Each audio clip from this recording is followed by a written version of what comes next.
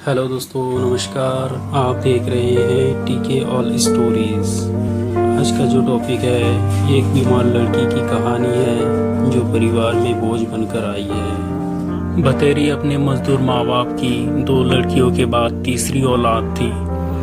3 लड़कियों के पैदा होने से दुखी होकर उसके पिता ने उसका नाम बतेरी रख दिया था। बतेरी का अर्थ था बहुत, और बतेरी के माता पिता अब चौथी लड़की नहीं चाहते थे।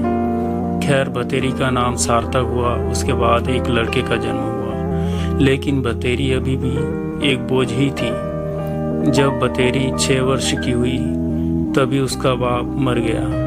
पिता की मौत के बाद घर में अब उसकी माँ विमला और दादी रज्जो ही थे, जो इन चारों भाई बहनों का भरण पोषण कर रहे थे। बतेरी की दादी रज्जो को आज भी बेटे की मौत से ज़्यादा दुख ये था कि बतेरी का बाप अपने पीछे 3 लड़कियों को छोड़ गया था।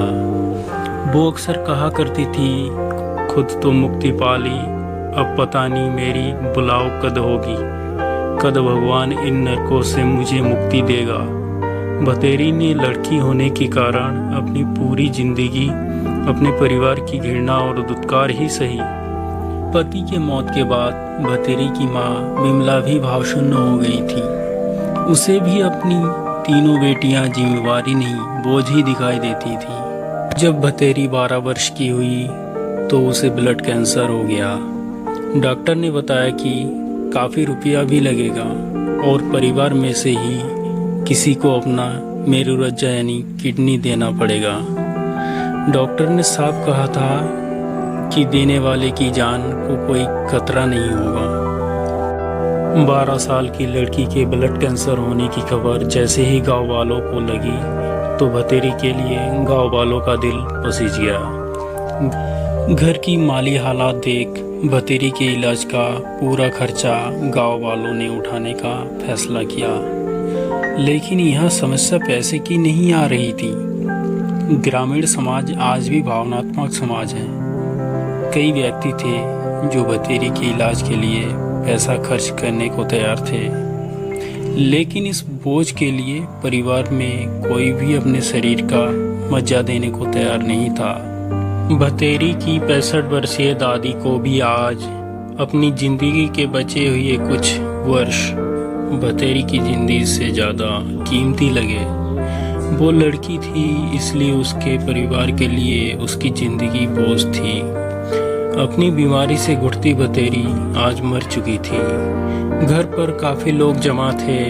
सब बतेरी की माँ और दादी को ढांढस बंधा रहे थे और उनकी गरीबी को कोस रहे थे। आज मृतक बतेरी का चेहरा शांत था।